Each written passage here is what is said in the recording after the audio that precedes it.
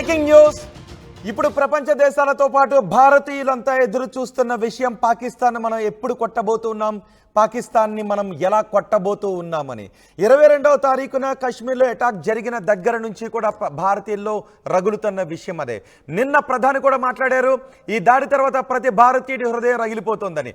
ఇప్పుడు మనం చూస్తున్నాం ఎన్ని కామెంట్స్ వస్తున్నా, ఏ భారతీయుడిని కలిపినా మనం పాకిస్తాన్ ఎప్పుడు కొట్టబోతున్నాం, ఇంకా ఆలస్యం ఏంటి ఆ భారతీయులు ఒక భావోద్వేగంలో మాట్లాడుతున్నారు. అదే సమయంలో ఏం జరగబోతోంది, సరిహద్దుల్లో ఏం జరుగుతోంది, మన త్రివిధ దళాలు సన్నద్ధత చూస్తూ ఉంటే మనం పాకిస్తాన్ని కొట్టబోతున్నాము అని. అయితే అటాక్ ఎప్పుడు ప్రారంభం కాబోతోంది, ఫైరింగ్ ఎక్కడ ప్రారంభం కాబోతోంది, ఈ విషయంపైనే ఉత్కంఠ మనకి కనిపిస్తూ ఉంది. ఇప్పటికే మనకి ఆర్మీ సిద్ధమైపోయింది, నేవీ సిద్ధమైపోయింది, ఇటు ఎయిర్ ఫోర్స్ కూడా సిద్ధమైపోతుంది. అయితే ఫస్ట్ అటాక్ ఎక్కడ జరగబోతోంది, ఎప్పుడు పాకిస్తాన్ని కొట్టబోతున్నామని. పాకిస్తాన్ని కొడితే ఎవరు పాకిస్తాన్కి సపోర్ట్ వస్తారు అని. చైనా పాకిస్తాన్కి సపోర్ట్ చేస్తుందా? ఇప్పటికే కొన్ని దేశాలు, టర్కీ నుంచి ఒక విమానం కూడా ఈ పాకిస్తాన్లో ల్యాండ్ అయినట్టుగా తెలుస్తోంది. అది రవాణా విమానం, అయితే అది యుద్ధ రవాణా విమానంగా తెలుస్తోంది. టర్కీ నుంచి వచ్చిన విమానం పాకిస్తాన్లో ఎందుకు ల్యాండ్ అయింది అని. ఇప్పటికే పాకిస్తాన్ యుద్ధ సన్నాహాలు చేస్తున్నామని చెప్తోంది. మనం ఇప్పటికే యుద్ధాన్ని ప్రారంభించేశామని పాకిస్తాన్ అంటుంది. కానీ మనం మిలిటరీ యాక్షన్ ఎప్పుడు తీసుకోబోతున్నాం? మనం తీసుకున్నటువంటి యాక్షన్ ఏంటి? పాకిస్తాన్ యుద్ధంగా భావించింది నీటి ఒప్పందాన్ని రద్దు చేయడం, సింధు జలాల ఒప్పందాన్ని రద్దు చేయడాన్ని మేము యుద్ధంగా తీసేసుకున్నామని పాకిస్తాన్ అంటోంది. అంతేకాదు మనం సాక్ష్యాధారాలను కూడా సేకరిస్తున్నాం. ఈ ఉగ్రదాడి వెనుక పాకిస్తానే ఉంది అని సాక్ష్యాధారాలను సేకరిస్తున్నాం. అన్ని పక్కాగా సేకరించిన తర్వాత ప్రపంచ దేశాలు పాకిస్తాన్ని సపోర్ట్ చేయకుండా ఒంటరిని చేసి మనం దెబ్బ కొట్టబోతూ ఉన్నాం. ఇప్పటికే మనం ఆర్టీవీ స్క్రీన్ పైన చూడొచ్చు. ఇంపార్టెంట్ అప్డేట్ నేను మీకు చెప్పబోతున్నాను. పాకిస్తాన్తో యుద్ధానికి సిద్ధమైన సమయంలో ఏ క్షణంలోనైనా పాకిస్తాన్పై మనం దాడి చేసే అవకాశం ఉంది. ప్రధాని మోదీతో రక్షణ శాఖ మంత్రి రాజ్నాథ్ సింగ్ సమావేశమయ్యారు.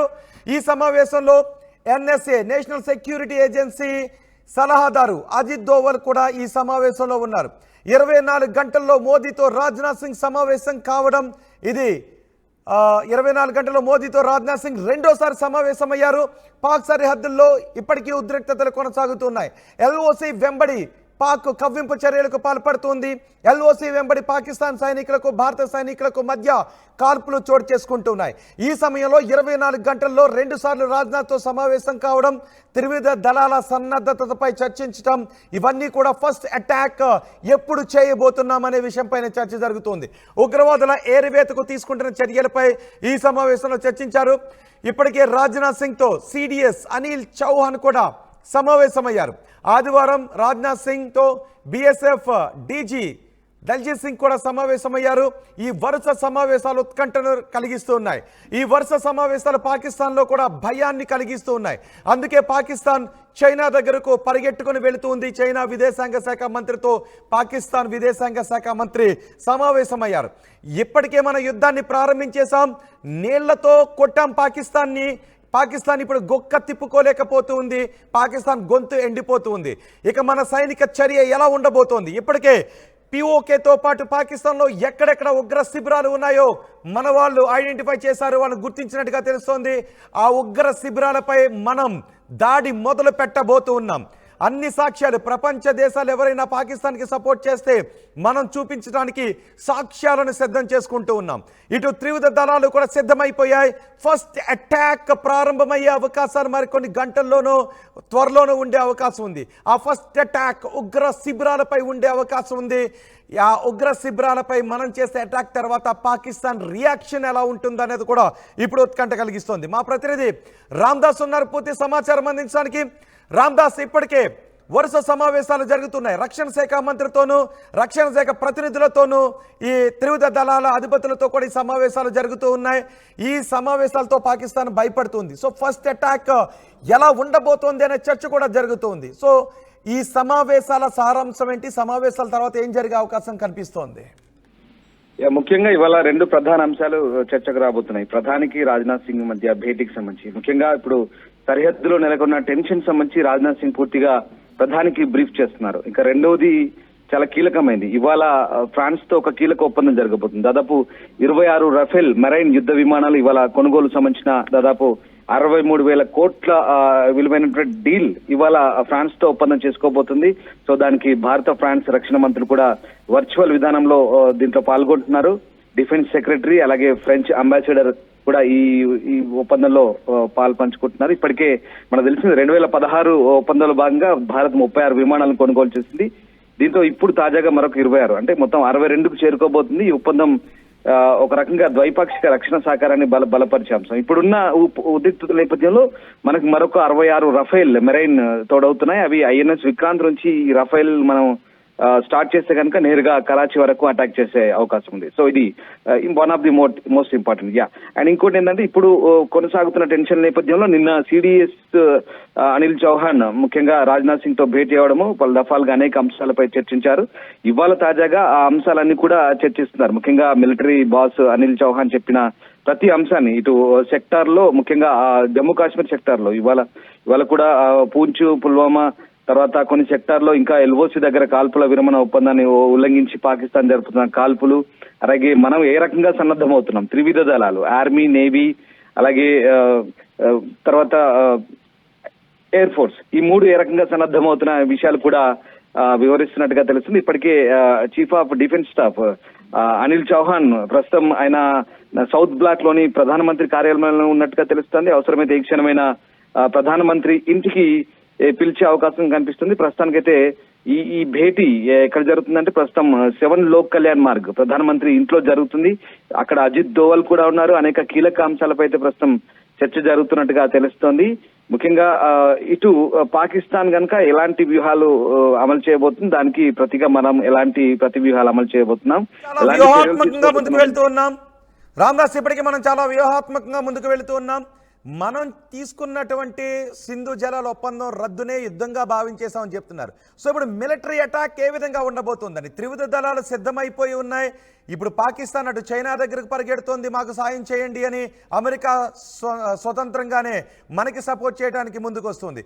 ఇప్పుడు అందరూ చూస్తున్నది ఫస్ట్ అటాక్ ఎక్కడ ఉండబోతోందని. ఈ ఫస్ట్ అటాక్ ఉగ్ర శిబిరాలపై ఉండే అవకాశం ఉందా? ఈ ఫస్ట్ అటాక్ ఎప్పుడు ఎక్కడ ఉండే అవకాశం ఉంది?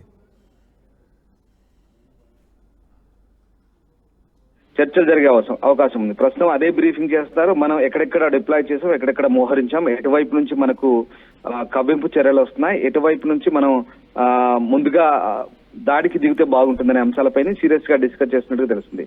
మరొక అప్డేట్ ఏంటంటే ఇందాక మీరు చెప్పినట్టుగా తుర్కీ మొదటి నుంచి కూడా టర్కీ చాలా బలమైన మిత్ర దేశం పాకిస్తాన్ కి. అంతర్జాతీయ వేదికల మీద కాశ్మీర్ విషయంలో పాకిస్తాన్ కు మద్దతుగా ప్రతిసారి వాళ్ళు వితండవాదం చేస్తుంటారు. ఇప్పుడు అదే జరుగుతుంది.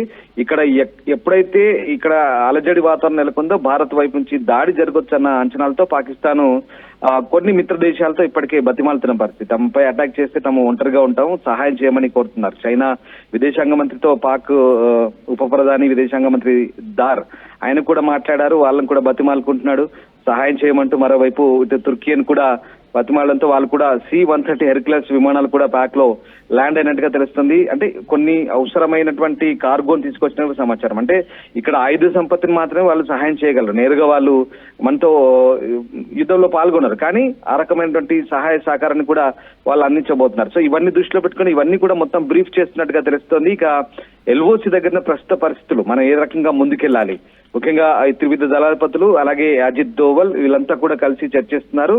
పూర్తి స్థాయి అంశాలన్నీ కూడా రివ్యూ చేస్తున్నారు. రామ్దాస్, నా మాట వినిపిస్తోందా?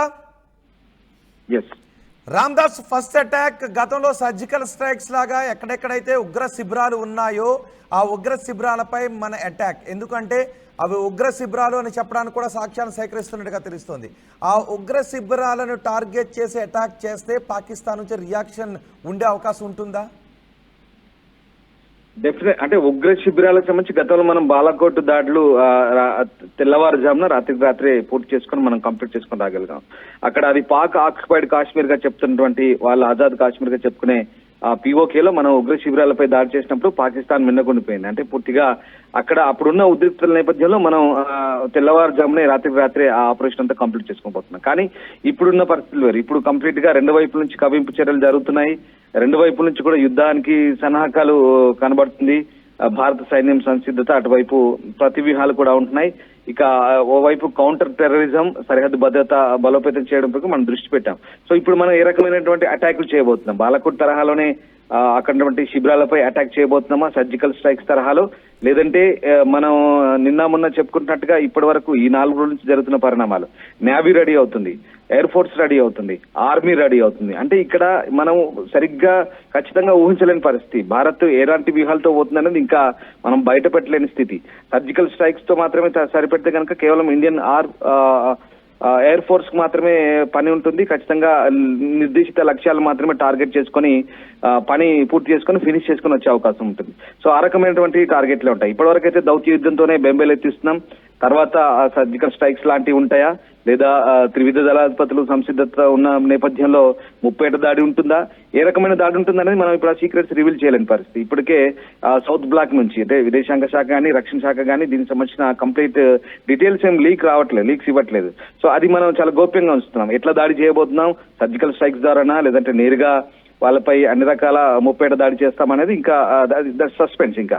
సో ఆ రకంగా ఇదే అంశాలకు సంబంధించి ప్రస్తుతం అక్కడ డిఫెన్స్ మినిస్టర్ అలాగే అజిత్ దోవల్ వీళ్ళంతా కూడా డిస్కస్ చేస్తున్నారు. సో ఏ రకమైనటువంటి వ్యూహాలతో వెళ్ళాలి, ఏ రకమైనటువంటి దాడులతో వెళ్తే సక్సెస్ అవుతాం, కేవలం ఉగ్ర శిబిరాలతో దాడి చేసి సరిపెట్టుకుంటామా, లేదా నేరుగా పాకిస్తాన్ పై ఇంకేదైనా దాడులు ఉంటాయా? సో ఆ రకంగా ప్రస్తుతం ఆ వ్యూహాలకు సంబంధించి డిస్కస్ చేస్తున్నట్టుగా తెలుస్తుంది. సో మొత్తం మీద 26 మంది అమాయకుల్ని ఊచకోత కోసి పొట్టన పెట్టుకున్న పాకిస్తాన్ కి ఏ రకంగా బుద్ధి చెప్పాలి.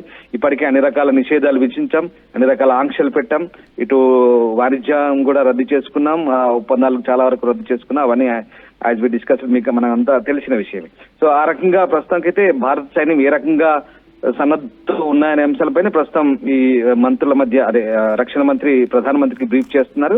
అండ్ అలాగే ఈ రాఫెల్ కూడా మనకి ఇప్పుడు తోడు కాబోతున్నాయి, మరొక 26 రాఫెల్ యుద్ధ విమానాలు. సో ఆ రకంగా మనం ఇప్పటికైతే అన్ని రకాల సన్నద్ధతతో ఉన్నాం. సో అది ఏ రకంగా దాడులు ఉంటాయని మాత్రం సస్పెన్స్. సో అది ఎప్పుడు ఏ రకంగా ఏ రూపంలో ఉంటాయని మాత్రం జస్ట్ వెయిట్ అండ్ సీ అంతే. రైట్ రామ్దాస్, మొత్తానికి పాకిస్తాన్తో ఎలాంటి పరిస్థితులనైనా ఫేస్ చేయటానికి మొత్తం మన త్రివిధ దళాలు కూడా సిద్ధమైపోయి ఉన్నాయి. అటు నౌకాదళం, ఎయిర్ ఫోర్స్, ఆర్మీ మొత్తం త్రివిధ దళాలు కూడా యుద్ధ సన్నద్ధతను ప్రకటించి ఉన్నాయి. ఇప్పటికే పాకిస్తాన్ భారత్ మాతో యుద్ధం మొదలు పెట్టేసిందని అంటూ ఉంది.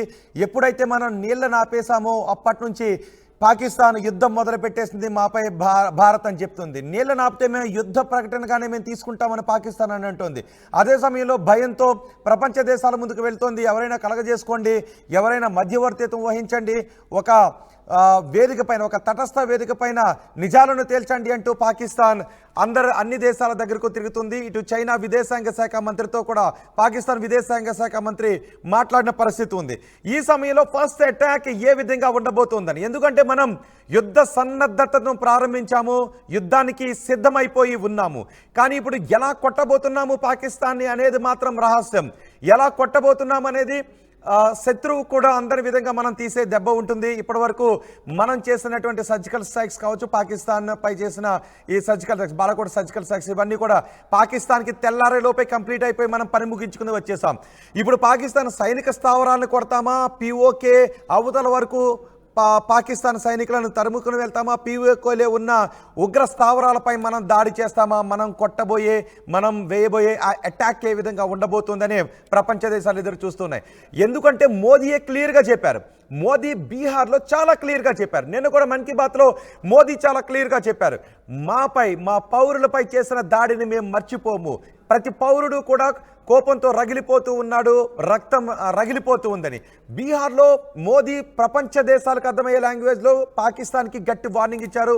ఇంగ్లీష్లో కూడా చెప్పారు, మేం దెబ్బ కొట్టబోతున్నాము అని, మేం ప్రతీకారం తీర్చుకోబోతున్నాము అనే విషయాన్ని చాలా స్పష్టంగా చెప్పారు. ఇప్పుడే వరుసగా సమావేశాలు రక్షణ శాఖ మంత్రి దగ్గర నుంచి త్రివిధ దళాలకు చెందిన అధిపతులతోనూ మొత్తం వరుసగా సమావేశాలు నిర్వహిస్తూ ఉన్నారు. రాజ్నాథ్ సింగ్తోనే 24 గంటల్లో 2 సార్లు సమావేశాన్ని నిర్వహించారు. రక్షణ శాఖ మంత్రితో 2 సార్లు సమావేశాన్ని నిర్వహించారు. ఇవన్నీ కూడా మన యుద్ధానికి సన్నద్ధమైపోయి ఉన్నాం. అటు నౌకాదళం కూడా మిసైల్స్ని ప్రయోగిస్తోంది.